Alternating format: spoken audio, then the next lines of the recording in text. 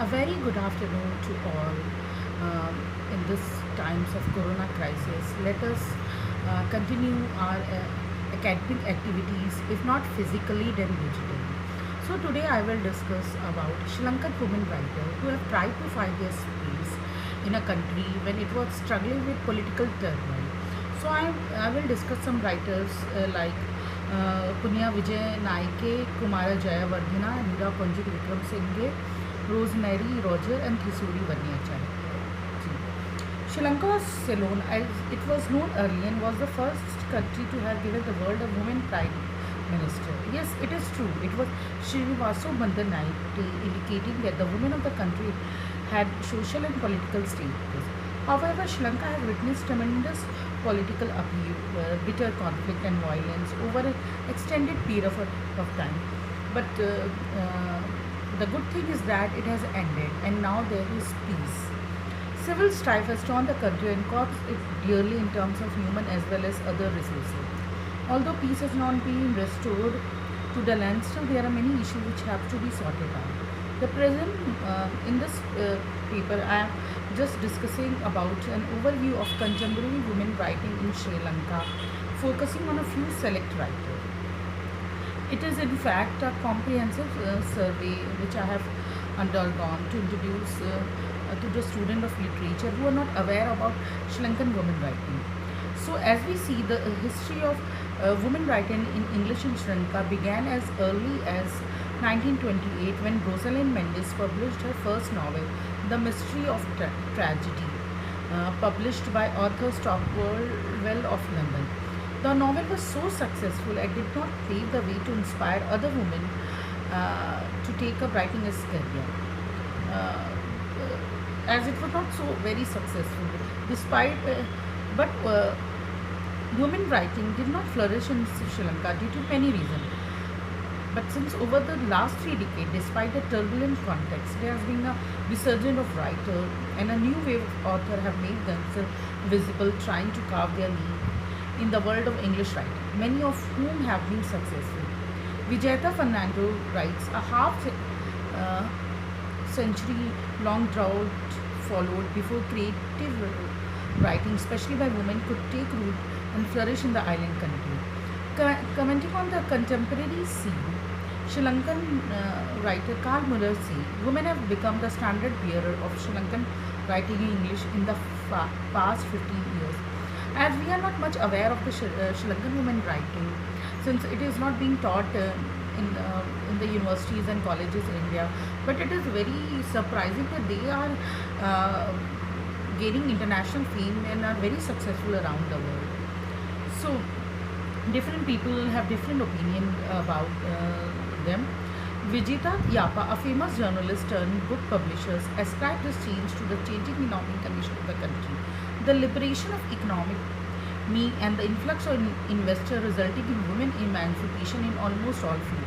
So as women have started emancipation in all the field, then the field of literature was also not apart from it. This led to the rise of the status of women writer by expanding their horizon and experience. Yapa is herself a very famous publisher of English language book in Sri Lanka. She sees a new generation of women writers exploring social issues through novel, the short story, drama and verse. Publisher now have wide array of choices instead of few limited manuscripts. And lots of women are writing. Quite a few of our publication of women work has won state literary and other award. Whatever be the reason, the outcome is that women writing in Sri Lanka is flourishing and Sri Lankan women writers are gaining international attention. They are giving voice to the experiences of the common women of their country and encouraging them to move forward, oppose and fight against the injustices inflicted on them to raise their living standard and to become emancipated. Though there have been lots of problems, but there are many writers who have emerged. There is a writer, Eva Ranavira, who is a bilingual writer. She is the editor of the famous quarterly magazine in English on women issue, Voice of Women, states that looking at women writing as a whole, it is quite clear that the charge that women writing are limited in experience, non-scientific, womanly and semi-autobiographical does not hold water anymore. Yasmin Gunaratne is famous in India because of a criticism on Indian English writer. She is also a professor emeritus of Macquarie University in Sydney, Australia. Say, women no longer feel pangs of guilt over devoting time to writing. Gunaratne's Hulseva Right and Critic goes to her for putting Sri Lankan women writing on the international map through her teaching years of Macquarie University. She is credited with editing and publishing many collections of Sri Lankan fiction without any help. So, the first writer which I am taking is Punaya Vijay Naike. Uh, Punaya Vijay Naike wrote Anoma, which addresses the subject of incest and won the Commonwealth Award for Short Fiction in 1996 for it. Not only this, she has also won the prestigious annual Criterion Award for Creative Writing. Uh, the Criterion Award is a famous literary award named after the grandfather of well-known Booker Prize winner and Sri Lankan Canadian author Michael Ondarji. It is the most prestigious award of Sri Lanka, given annually. So, Vijay Naika has also been honored by several literary awards for her fiction. Considered one of the most famous and foremost contemporary novelists and short story writer of a country, her other novels are Dark, Yukti, Missing in Action, and The Rebel. These novels deal with the current problem existing in the country, such as the theme of ethnic conflict, the insurgency of 1980s and 1988. As we all know, the crisis of Sri Lanka is real, and the youth rebellion of 1971. So, these Sri Lankan writers have tried to show the conflict which existed in Sri Lanka since many decades and how the women have suffered in this conflict. Then we have another writer who have basically tried to show express their concern on the same theme. As we have the next writer, Kumari Jayawardene. She was born and brought up in Sri Lanka. She has an industrious academic career who earned a degree in political science from the London School of Economics in 1955. Later, she qualified as a lawyer from London in 1958. She taught politics at the University of Sri Lanka and Women Development Master Course in Netherlands. A leading academic, Kumari Jayawardena is among the pioneers of feminist movement in Sri Lanka. Her work is categorized as third world literature as the world sees us, and feminist and represent the ideology of feminist philosophy. Her philosophy are native and unique to non-Western society and apart from Western feminism. Among her publications are The Rise of the Labour Movement in Ceylon, The White Woman's Other Burden, Western Women and the South Asia during British rule, and The Embodied Violence, Criminalizing Women's Sexuality in South Asia, which she co-edited with Malathi Day Elvis. Her major work, Feminism and Nationalism in the Third World, was cited by Magazine in 1992 and as one of the 20th most important books of the feminist decade. Earlier, she was selected for the Feminist Forthright Award in the United Kingdom in 1986. For it. Since then, the book has been widely used by researchers and scholars in women's studies program around the world and acknowledged as a key text of third world feminism.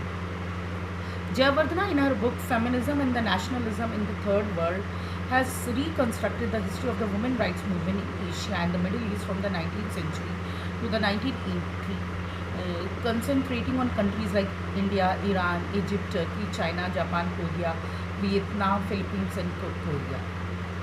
In The White Woman's Other Burden, Western Women in South Asia during British rule, Jayawardena re-evaluate those Western women who lived and worked in South Asia during colonial British rule.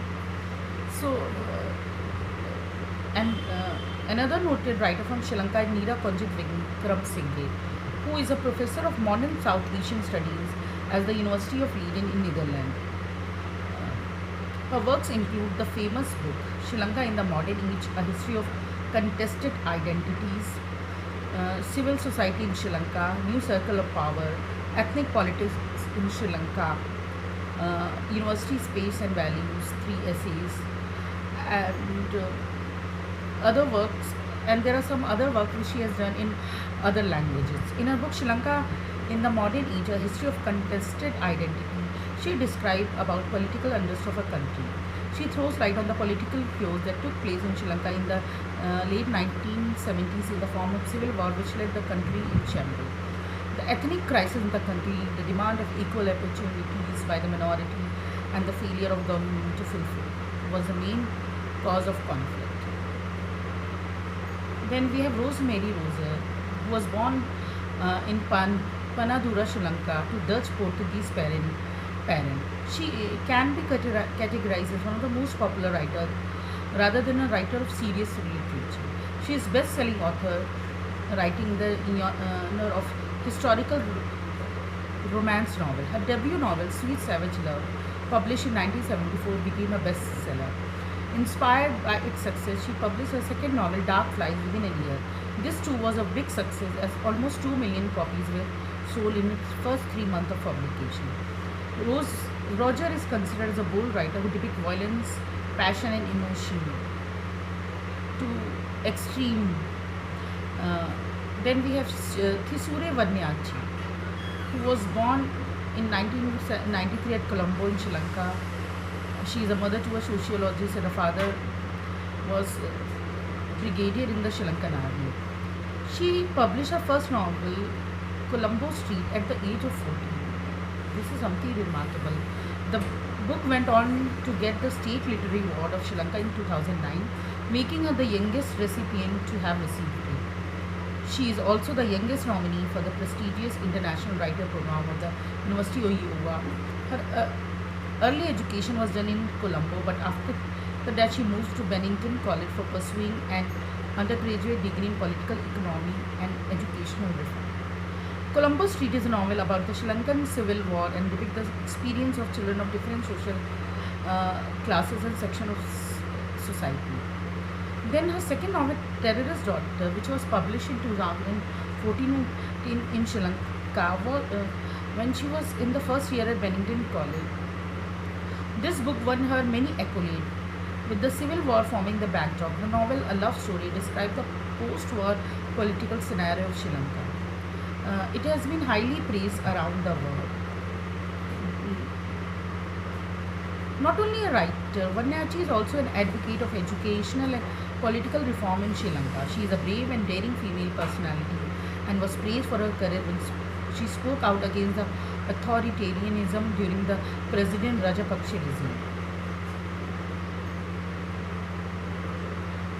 Vanyachi believes in educational reforms in Sri Lanka, speaking in the youngest delegate as a discussion for the young politician organized by World Economic Forum in Davos, Switzerland, in collaboration with Sri Lanka in Colombo. She stressed on the relevance of education for people and the need for reform in the educational structure of our country.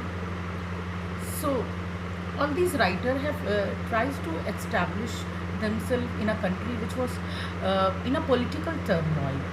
These writers have seen the savage and brutal condition which has inspired them to pour their emotional experience in the form of writing. It is really very hard to survive when your country has continuously suffered civil war for 2 decades. But it is a credit and a compliment to the courage of these writers that even though they have faced many difficulties, they are still able to make a mark for themselves and win a name and fame, not in only in their country but in the international arena. Such women are role model for women, not only for their country but globally.